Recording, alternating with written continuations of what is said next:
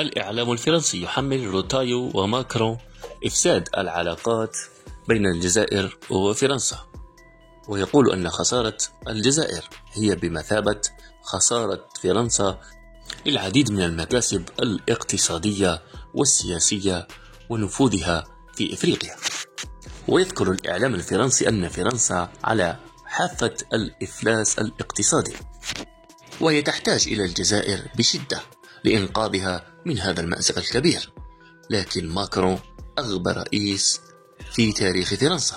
تابعوا الفيديو. Alors on va parler de l'Algérie d'abord, si vous voulez. C'est le pays dont on parle le plus en ce moment. Parlons de l'Algérie. Moi, je pense que ce qu'est en train de faire la France vis-à-vis de l'Algérie, c'est une bêtise rare et une faute historique. Voilà.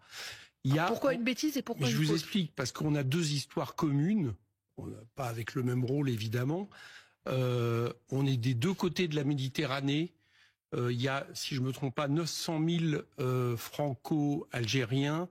Avec leur descendance, doit faire 6 millions de personnes si on va jusqu'aux petits-enfants. Donc notre histoire, elle est profondément liée. Nos intérêts historiques, nos intérêts économiques, nos intérêts, j'allais dire presque en tant que nation, c'est d'avoir des bonnes relations avec l'Algérie et non pas... Sauf qu'elles ne sont pas bonnes. Oui, bien sûr, mais la faute de qui ?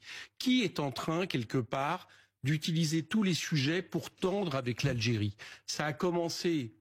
Je ne me prononce pas sur le fond, mais vous comprenez bien que quand cet été, et ça a été refait il y a quelques jours par Gérard Larcher, hier je crois, va au Sahara occidental en expliquant qu'il est pour un Sahara occidental marocain, alors que tout ça est dans les mains de l'ONU, c'est-à-dire qu'il y a un travail qui est fait dessus.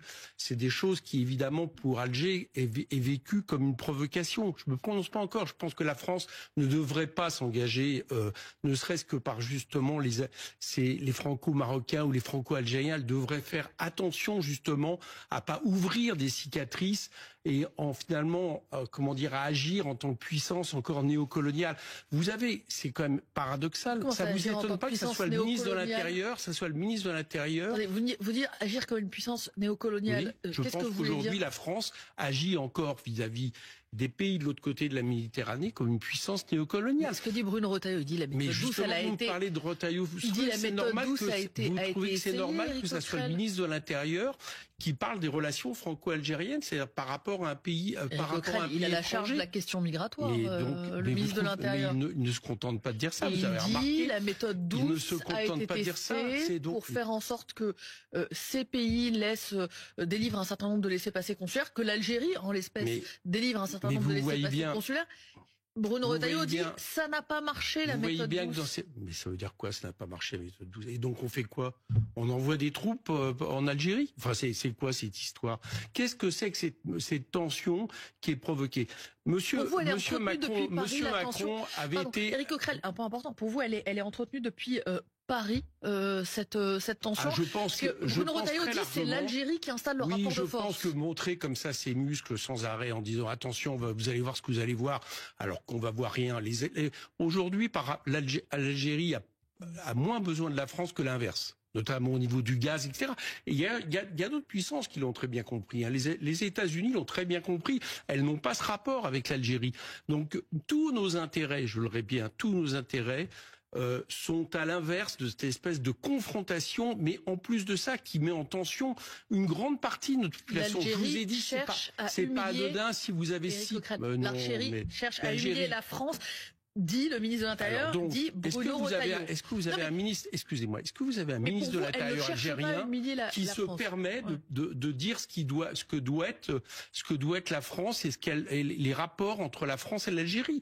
Enfin, c'est quand même la façon de faire, c'est hallucinant. Je crois que monsieur Retailleau se rend pas compte que la colonisation c'est fini. C'est pas le ministre de l'Intérieur français qui gère les relations avec l'Algérie. C'est fini ce temps-là. C'était du moment de la colonie. Donc il faut arrêter, il faut baisser d'un ton. Il faut avoir à nouveau des rapports diplomatiques normaux avec l'Algérie en tant que puissance à puissance, parce que ce sont deux puissances, deux pays qui devraient être des pays amis parce qu'ils ont une histoire commune. Et encore une fois, je vous le répète, est-ce qu'on pense à nos 6 millions de concitoyens qui, d'une manière ou d'une autre, ont une filiation avec l'Algérie? Je veux dire, ça met une tension terrible. Donc, que M. Retailleau se calme. C'est à M. Barrot et à la diplomatie française de se mettre au travail. Et peut-être, parce que vous voyez bien que derrière cette question de QTF, l'obligation de quitter le territoire français. Vous voyez bien que c'est autre chose dont il s'agit, c'est-à-dire que l'Algérie utilise ça c'est clair, dans son rapport aujourd'hui avec la France, qui n'est pas un bon rapport. Monsieur Macron avait été à Alger, avait comme il le fait souvent, dit un peu tout et n'importe quoi, parlé de nouveaux rapports. Il n'y a rien eu derrière. Il n'y a rien eu de concret entre la France et l'Algérie.